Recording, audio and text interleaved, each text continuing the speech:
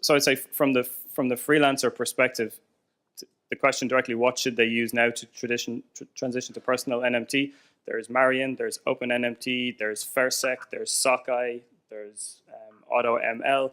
There are lots of open source tools. So all of the big tech companies are open sourcing what they're doing around neural MT. It's probably not the state of the art. They're probably it's probably 6 months behind, but it's all open source. It's part of their strategies. However, the transition might be a bit harder, right? So I guess the first thing, we had somebody from NVIDIA on the last panel, you can't do this on your laptop. You need much more compute power. You need GPUs, graphical processor units. They're not cheap. To do it on the cloud is not cheap. So that's going to be one issue.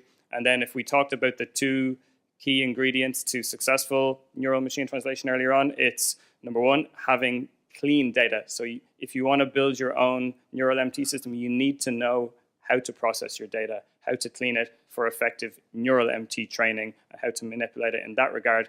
And then you have the second part, which Bruno touched on there, is the expertise, right? What do you do if it doesn't work? It's likely to be a lot more sensitive to what your data is. So what happens there? So you can transition. The tools are there. If you have the data that you had previously, it's essentially the same idea. How smoothly that transition will go remains to be seen. So you have three options. You use the off-the-shelf tools like Google.